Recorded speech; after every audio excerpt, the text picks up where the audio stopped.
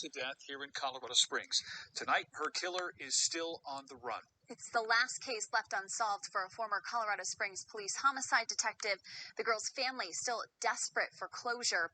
KRDO News Channel 13 Sydney still has this Colorado Cold Cases special report, Babysitter Murder. Nearly 45 years ago, Maria Honzell was soaking in all that life had to offer in the late 70s. She was 14 years old at the time and lived in Colorado Springs. Her best friend, Kathy Moberly, remembers their friendship being full of love. She was just a wonderful, wonderful friend and such a neat personality. Kathy remembers her friend always having a smile on her face, even during a bad day, calling her a ray of light. She skipped a lot, you know. She never really walked or ran. She skipped. Maria was a middle child with 7 siblings on either side. She had just lost her mom unexpectedly to heart issues and had stepped up as a sort of mother figure, especially to her younger sister Erica. So we'll finish that video, but let's talk about the caller's young son told police he had gone to bed around 8 p.m., but something awoke him that caused him to go into the hallway. So this Maria Honzell, she's a babysitter. Maria Honzell is just at the neighbor's house or somebody down the street somewhere in Colorado Springs.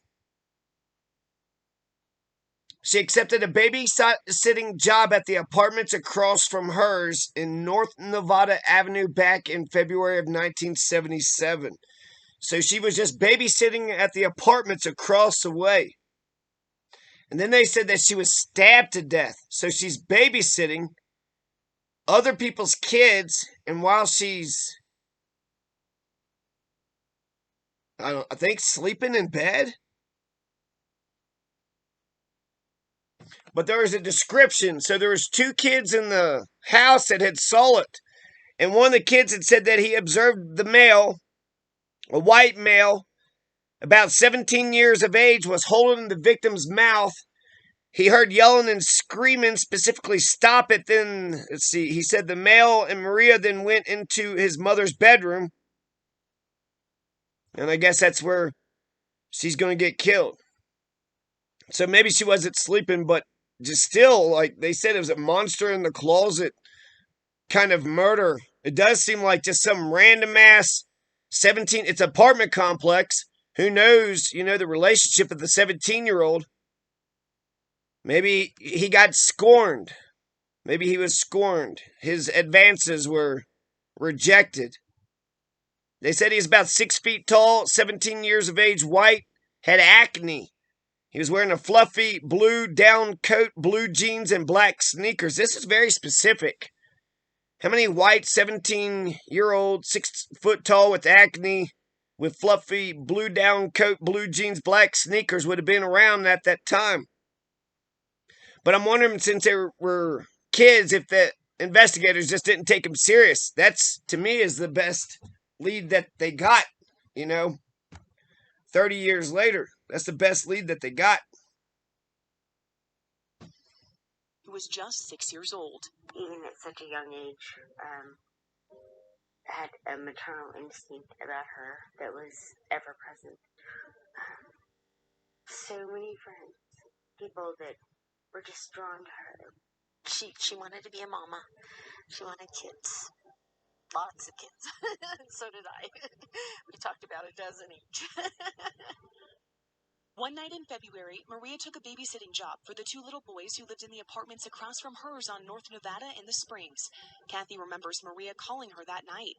She said that I love these kids and I'm babysitting, and then she said, I better get going. She said, I love you, and I said, I love you too. Those 2 little words, "you too," are stuck in Kathy's mind forever because they're the last she ever spoke to her best friend. After Maria put the boys to bed, a killer made their way into the apartment, stabbed Maria dozens of times, and left, leaving no signs of a break-in or robbery. Dwight Habercorn was a Colorado Springs police homicide detective at the time. He still remembers the scene decades later. He said Maria was laying on the living room floor when he got to the apartment. He remembers she was wearing overalls. I know the one thing that was surprised us all is that she looked like she was probably in her mid-20s.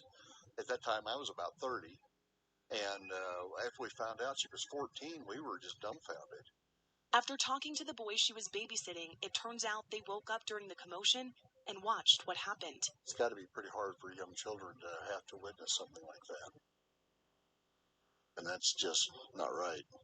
Despite a couple of leads in the days following Maria's murder, nothing ever panned out. The case went cold.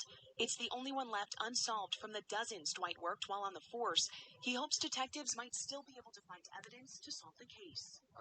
So I don't know if they get to the whole, the description, but I feel like that's the only lead. If there's any possibility, whoever's living in those apartment complexes, talk to those people again.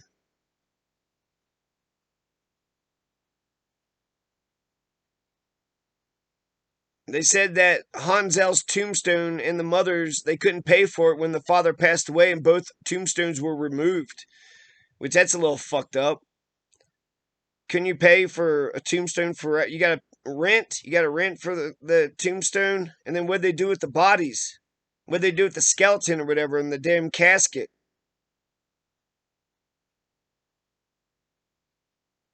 So even though there's no grave marker, Moberly continues to bring flowers to.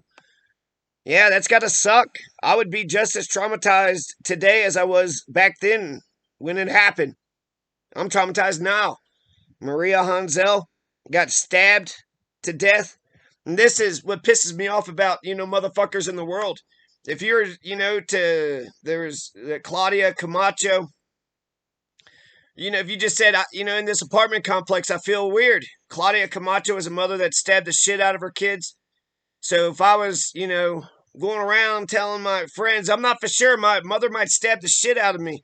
I don't know if I should go over there. There might be some random motherfucker that just stabs the shit out of me. And you have a legitimate fear. You've seen things, you've heard things. And then when you say, hey, Claudia Camacho might stab the shit out of her kids. There wasn't any goddamn red flags. Nobody saw shit. Bullshit. I guarantee you she was mean and rude as fuck and nobody said or did shit. So while people are worried about their bullshit drama, it's like, hey, I'm worried that Claudia Camacho, she might stab us, or hell, I might go over to this apartment complex and get stabbed a whole bunch of times. Oh, you're crazy. That won't ever happen. And then when it does, do you feel bad? You said the wrong advice. You said the exact wrong thing. Or is that what you were doing? Is that the point?